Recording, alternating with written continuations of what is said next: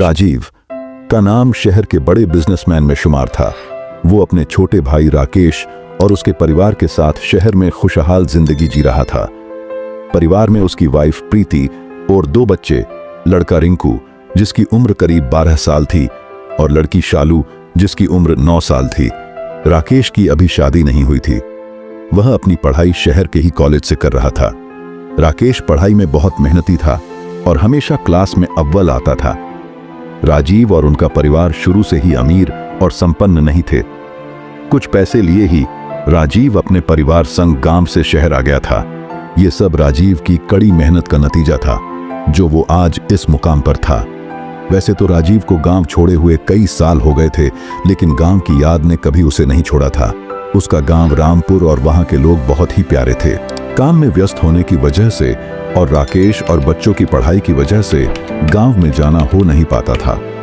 वैसे गांव न जाने का एक और कारण था जिसके बारे में उसने कभी राकेश और बच्चों को नहीं बताया था। बस वो राजीव और प्रीति ही जानते थे। शायद वही एक मुख्य कारण था जिसकी वजह से राजीव और प्रीति अपना घर और दोस्तों को छोड़कर शहर आ गए थे। हाँ, राकेश की याद गांव से ना ही भूला था, लेकिन उसके दिल में भी एक अलग ही तड़प थी गांव जाने के लिए। कुछ दिन बाद राकेश के लास्ट ईयर का रिजल्ट आया और हमेशा की तरह इस बार भी उसने पूरी क्लास में टॉप किया। सभी बहुत खुश थे। राजीव तो मानो फूला ही नहीं समा रहा था। राजीव चाहता था कि राकेश भी अपना पढ़ाई पूरी करके अपनी एजुकेशन का यूज कहीं और न करते हुए अपने ही बिजनेस में करे और इसे आगे बढ़ाए। इस बात को जब उसने राकेश के सामने जैसे ही इस बात को रखता है, वो तुरंत राजी हो जाता है। लेकिन बिजनेस ज्वाइन करने से पहले राकेश राजीव के सामने एक शर्त रखता है। भैया, बिजनेस ज्वाइन करने से पहले मेरी एक शर्त है। राजीव चौंकते हुए, शर्त? कैसी शर्त राकेश? राकेश, भैया आप वादा करिए कि मुझे बिजनेस में शामिल करने से पहले हम सबको रामपुर लेकर चलेंगे। राजीव थोड़ी देर तक चुप और कुछ परेशान हो जाता है। प्रीति पीछे खड़ी सारी बातें सुनती रहती है। वो बीच में आकर बात काटते हुए राकेश से कहती है, क्या राकेश तुम इतनी अच्छी तरह से पास हुए हो? इसका सेलिब्रेशन तो कोई अच्छी जगह पर करना चाहिए। गांव में क्या रखा है? और तुमने तो गांव देखा भी नहीं है। तुम जब हमारे साथ शहर आए थे तब तुम्हारी उम्र काफी कम थी।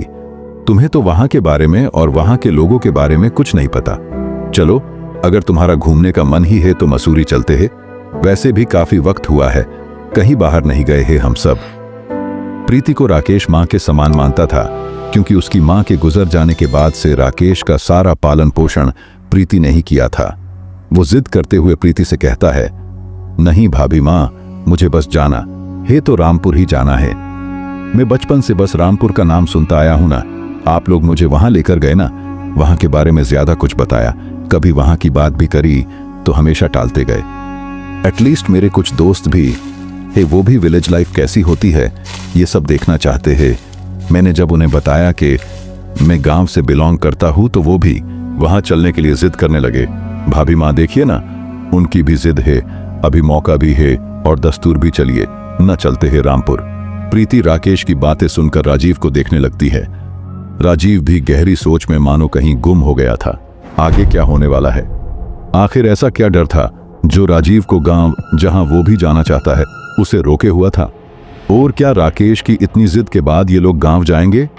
ये सभी सवालों के जवाब के लिए देखते रहिए वीराना घर। प्यारे दोस्तों, वीडियो आपको कैसी लगी कमेंट करके जरूर बताइए। जानने के लिए जरूर देखिए अगले भाग में।